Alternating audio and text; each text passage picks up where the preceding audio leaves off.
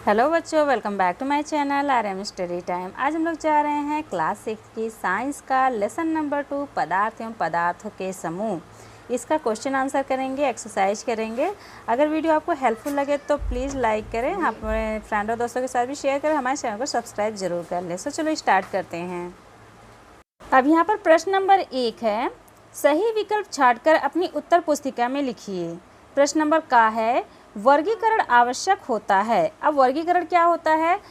वर्गीकरण एक ऐसी प्रक्रिया है जिसमें समान गुण रखने वाली चीज़ों को एक समूह में रखा जाता है, यानी कि समान गुण रखने वाली चीज़ों को एक एक करके अलग अलग व्यवस्थित किया जाता है।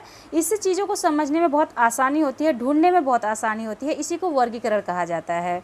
तो इसमें देखिए ऑप्शन दे रखा है, वस्तुओं को व्यवस्थित रखने हेतु, नंबर 2 वस्तुओं एवं पदार्थ के गुणों को आसानी से समझने हेतु, नंबर 3 विद्यालय की पुस्तकालय हेतु, और नंबर 4 सभी हेतु। ठीक है, देखिए इसमें जो है सभी हेतु जो ऑप्शन है वह सही है, उसी पे आप टिक लगाएंगे, क्योंकि इन सभी चीज़ों के लिए हमें वर्गीकरण की आवश्यकता होती है। किसी भी वस्तु को हम व्यवस्थित रख सकते हैं वर्गीकरण करके, उनके गुणों को आसानी से पहचान सकते हैं। पुस्तकालय में भी इसी तरह से वर्गीकरण करके रखा जाता है पुस्तकों को।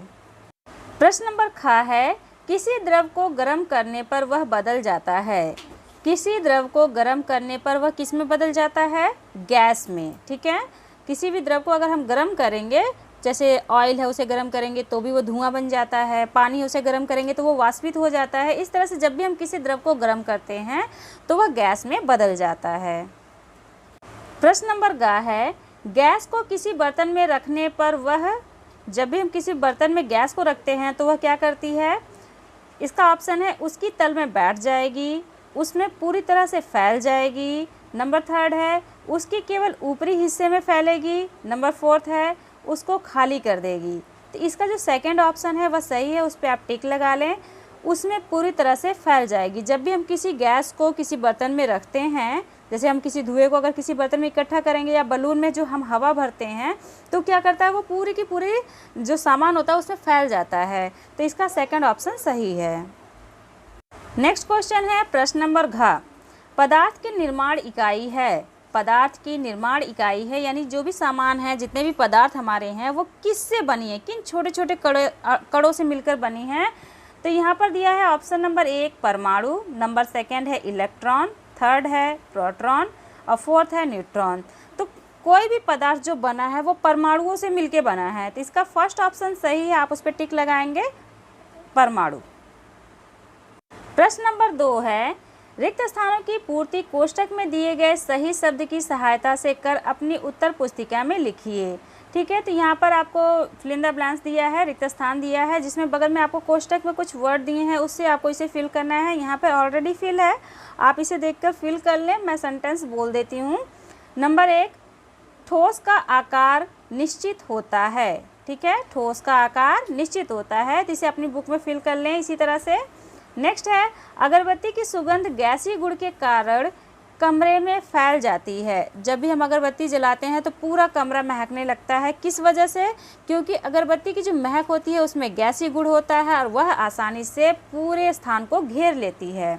नेक्स्ट है, नमक पानी में घुल जाता है। क्योंकि नमक में घुलने वाली प्रवृत्ति होती है, वह घुलनशील होती है पानी में, इसलिए नमक आसानी से पानी में घुल जाती है। नेक्स्ट, अणु पदार्थ का वह सूक्ष्मतम कण है जो स्वतंत्र अवस्था में रह सकता है।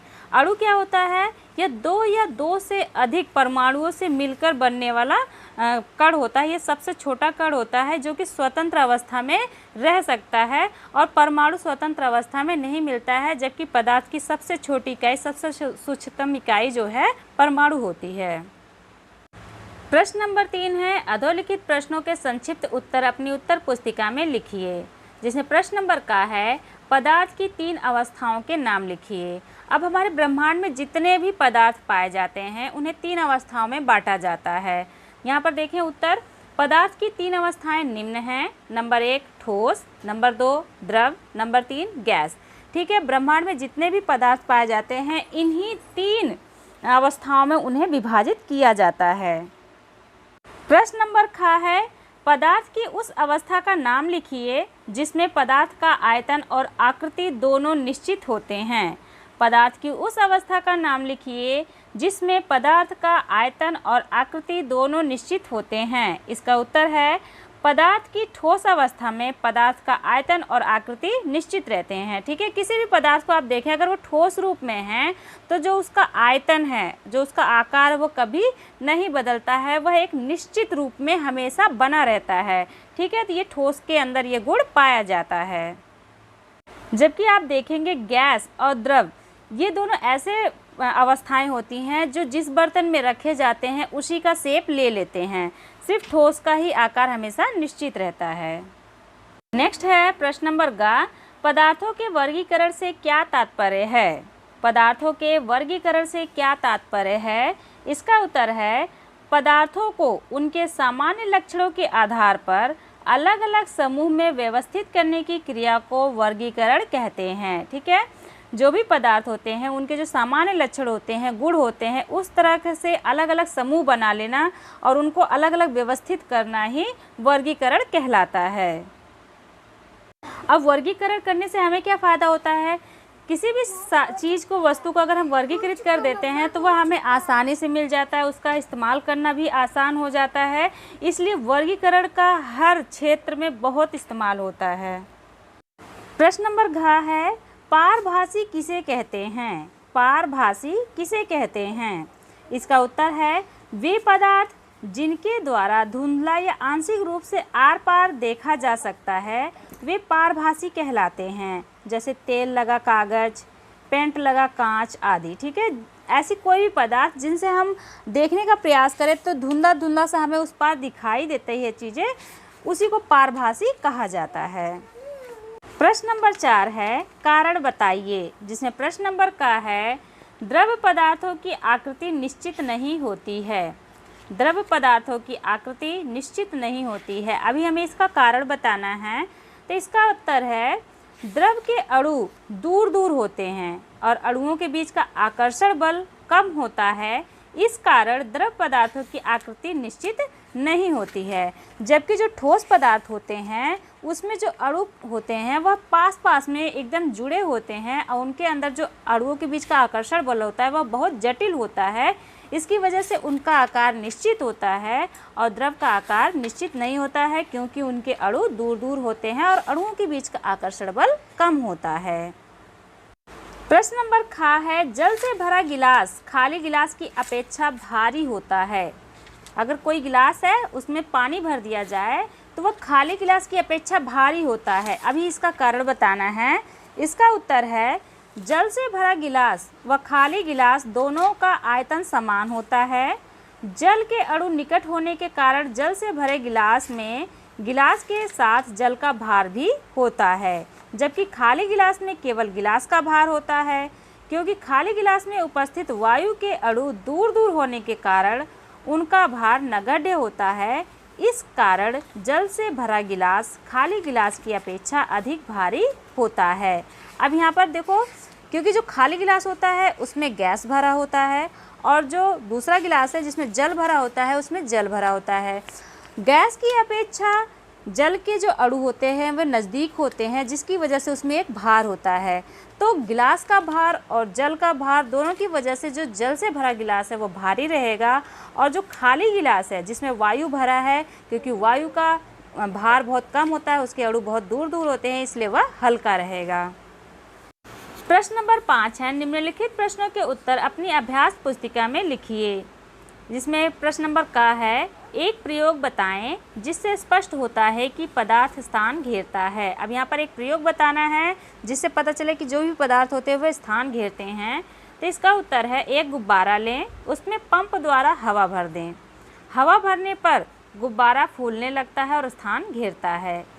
ठीक है, अतः स्पष्ट है कि पदार्थ स्थान घेरता है। जबकि एक गुब्बारे में हम सिर्फ हवा भर रहे हैं और हवा से ही हमें पता चल जाता है, क्योंकि गुब्बारा क्या होता है, पिचका सा रहता है। जब उसमें हवा भरते हैं तो वो फूल जाता है और फूलने के बाद वो काफ़ी स्पेस लेता है। अगर कहीं उसे रखा जाए तो वो जगह घेरता है। इससे पता चल जाता है कि जो भी पदार्थ हैं वह स्थान घेरते हैं।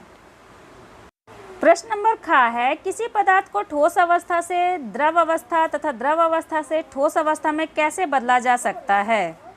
इस क्वेश्चन में बताना है कि किसी भी पदार्थ को जो कि द्रव अवस्था में, उसे हमें ठोस अवस्था में कैसे बदलेंगे, फिर ठोस अवस्था से उसे द्रव अवस्था में कैसे बदलेंगे। तो इसका उत्तर है किसी वस्तु के ताप में परिवर्तन करके उसकी अवस्था में परिवर्तन किया जा सकता है। जैसे बर्फ को अधिक तापमान में रखने पर ठोस अवस्था से द्रव अवस्था में तथा पानी को 0 डिग्री सेल्सियस तक ठंडा करने पर द्रव अवस्था से ठोस अवस्था में परिवर्तित किया जा सकता है। आप लोगों के घर में फ्रिज होगा, आपने देखा भी होगा, जिनके घर नहीं भी होगा तो उसने देखा होगा कि अगर हम फ्रिज में पानी रख देते हैं तो उसका क्या होता है, टेम्परेचर एकदम डाउन हो जाता है, तो वो ठोस अवस्था में बदल जाती है। लेकिन जब उस बर्फ़ को हम बाहर रख देते हैं तो उसमें क्या होता है, उसको उसका ताप का परिवर्तन हो जाता है, 0 डिग्री सेल्सियस से वो ऊपर हो जाता है, तो वो पिघलने लगता है, इससे वह द्रव अवस्था में आ जाता है। प्रश्न नंबर ग है, ठोस, द्रव और गैस में अंतर उदाहरण सहित स्पष्ट कीजिए। अब हमें यहाँ पर अंतर बताना है किसमें, ठोस, द्रव और गैस में। इसका उत्तर है ठोस। अब पहले हम ठोस के बारे में बताएंगे। ठोस पदार्थ में कण बहुत पास पास होते हैं, इनमें आपसी आकर्षण बल बहुत अधिक होता है जो इन्हें एक साथ बांधे रखता है। ठोस के कण स्थिर होने के कारण इनकी आकृति एवं आयतन निश्चित होता है। ठीक है, जो भी ठोस पदार्थ होते हैं, जो उसके कण होते हैं, अणु कण बहुत ही नज़दीक होते हैं और वो आपस में बहुत ही आकर्षण बल से जुड़े रहते हैं, जिससे इनका आकार निश्चित होता है। जैसे कांच और भी ठोस वस्तुएं आपके आसपास मिल जाएंगी, जैसे लोहे की वस्तुएं, इन सभी का आकार और आयतन निश्चित होता है। नेक्स्ट है द्रव। अब हमने ठोस के बारे में बता दिया, अब द्रव के बारे में पढ़ेंगे। द्रव के अणु एक दूसरे से दूर दूर होते हैं और आपसी आकर्षण बल ठोस की तुलना में कम होता है। इसी कारण द्रव की आकृति निश्चित नहीं होती है किंतु इसका आयतन जो होता है वो निश्चित होता है। ठीक है, जो द्रव होता है उसके जो अणु कण होते हैं वो दूर दूर होते हैं, जिसकी वजह से, और इनके अंदर आकर्षण बल भी कम होता है, इसकी वजह से इनका आकार तो निश्चित नहीं होता है लेकिन इसका आयतन निश्चित होता है। उदाहरण के लिए जल। नेक्स्ट है गैस। गैसीय पदार्थों में कण अपेक्षाकृत बहुत दूर दूर होते हैं और इनमें आपसी आकर्षण बल नहीं के बराबर होता है, जैसे ऑक्सीजन। इस तरह से देखें तो ठोस में जो होते हैं अणु, जो उसके कण होते हैं वो बहुत नज़दीक होते हैं, आकर्षण इसमें बहुत ज़्यादा होता है इन कणों के बीच में, इस वजह से उसका आकार और आयतन निश्चित होता है। और द्रव में अणु जो होते हैं थोड़े दूर दूर होते हैं, इनमें आकर्षण जो बल होता है वो भी थोड़ा ठोस की तुलना में कम होता है, इसलिए इनकी आकृति तो निश्चित नहीं होती लेकिन इसका आयतन निश्चित होता है। और गैस के जो कण होते हैं वो बहुत दूर दूर होते हैं और इसमें आकर्षण बल नहीं के बराबर होता है, इसलिए ना तो इसकी आकृति निश्चित होती है ना ही इसका आयतन निश्चित होता है। यही डिफरेंस तीनों में है। नेक्स्ट क्वेश्चन है प्रश्न नंबर 6। पारदर्शिता के आधार पर पदार्थ कितने प्रकार के होते हैं, उदाहरण सहित लिखिए। अब पारदर्शिता क्या होती है, जैसे इस पार से उस पार देखने की जो कोशिश होती है जिसमें दिखाई दे जाए उसे पारदर्शी पदार्थ कहते हैं। तो इसी को हमें दिखाना है कि ये कितने प्रकार के होते हैं। इसका उत्तर है पारदर्शिता के आधार पर पदार्थ को पारदर्शी, अपारदर्शी तथा पारभासी में वर्गीकृत किया जाता है। पारदर्शी होते हैं जिसमें इस पार से उस पार तक आसानी से दिखाई देता है। अपारदर्शी वो होते हैं जिसमें हम चाहकर भी नहीं देख सकते, कुछ नहीं दिखाई देता है। और पारभासी वे होते हैं जिसमें अगर हम देखने का प्रयास करें तो हमें बाहर की चीज़ें धुंधली धुंधली दिखाई देती हैं। इस प्रकार से पारदर्शिता के आधार पर पदार्थों को 3 भागों में वर्गीकृत किया गया है। प्रश्न नंबर 7 है परिवेश में पाए जाने वाले तीन कठोर व मुलायम वस्तुओं के नाम लिखिए। आपको यहाँ पे कठोर और मुलायम वस्तुओं के नाम लिखने हैं तीन। इसका उत्तर है कठोर वस्तुएं हैं लोहा, लकड़ी, कांच, और मुलायम वस्तुएं हैं रबर की गेंद, स्पंज और ऊन। ये सभी क्या हैं, मुलायम हैं। इस तरह से इसे लिख लेंगे। प्रश्न नंबर 8 है चुंबक किन पदार्थों से निर्मित वस्तुओं को अपनी ओर आकर्षित करता है। तो चुंबक के बारे में तो आप लोग जानते होंगे, कई बार तो आपने खेला भी होगा। तो चुंबक किन चीज़ों को अपनी ओर आकर्षित करता है, लोहे से बनी वस्तुओं को। अब देखिए और किन चीज़ों को आकर्षित करता है। तो इसका उत्तर है चुंबक लोहे से बनी वस्तुओं को अपनी ओर खींच लेता है। लोहे के अतिरिक्त चुंबक निकेल, कोबाल्ट जैसी अन्य धातुओं से बनी वस्तुओं को भी अपनी ओर आकर्षित कर लेता है। ठीक है, तो लोहे के अलावा निकेल और कोबाल्ट से बनी वस्तुओं को भी अपनी ओर आकर्षित करता है चुंबक। अब यहाँ पे प्रश्न नंबर 9 दे रखा है अपने आसपास दिखाई देने वाली वस्तुओं को पारदर्शी, अपारदर्शी तथा पारभासी में चिन्हित कर उनकी सूची बनाइए। इसे आप अपने आप से करने का प्रयास करें। आपके आसपास जो भी वस्तुएं दिखाई देती हैं तो उनको इसी 3 पारदर्शिता के आधार पर इन्हीं 3 भागों में डिवाइड करना है आपको। प्रश्न नंबर 10 है, पदार्थों का वर्गीकरण क्यों आवश्यक है?